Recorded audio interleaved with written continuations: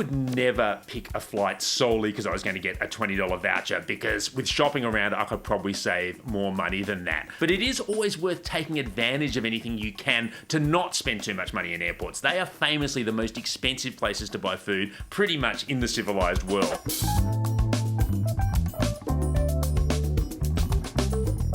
There's nothing worse than starving in a strange airport after you've been on a long flight. So there was some exciting news from Virgin on this front this week. It's going to start 28 weekly flights to Doha from June, which is giving it a much bigger international reach.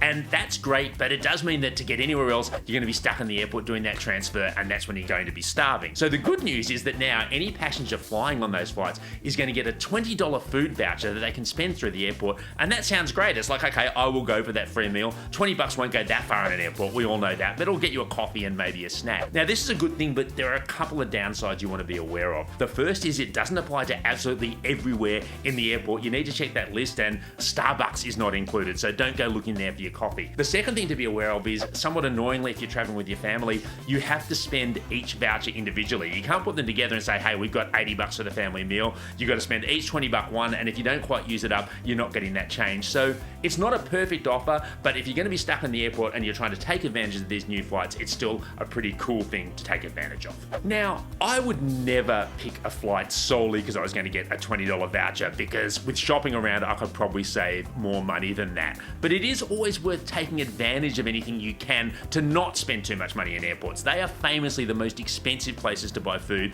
pretty much in the civilized world. So I would always be leaning into, what can I do to do that? That could be that I'm using this $20 food voucher. It could be that I'm saying, hey, does my credit card let me get into one of the airport lounges where I'm going to maybe get some free food? Does my status as a flyer let me get into those lounges? I would always think about those things, and then if that doesn't work, honestly, I'm just going to pack a couple of packets of sultanas, so at least I've got something to nibble on. Now, I'm a professional cheapskate, so in fact, sultanas is only the start of it. They are great, they're portable, people aren't going to complain about them. The other good things that are really good is like going to the school snacks aisle at your supermarket and look at things like, you know, cheese and biscuits, La Snack, things like that, muesli bars. These are portable, they're not going to go off, they don't get crushed too easily, and if you don't want to pay either on the plane or in the airport, they can save you bacon. Just remember that when you're finally leaving the airport, get rid of those things, because most countries will bust you if you try and bring them in under customs. So be careful about that on international flights. On domestic flights, go hog wild. Now, if hanging around with a bunch of muesli bars is not your cup of tea, then what you want to think about is that lounge access. Going to a lounge is a great way to get yourself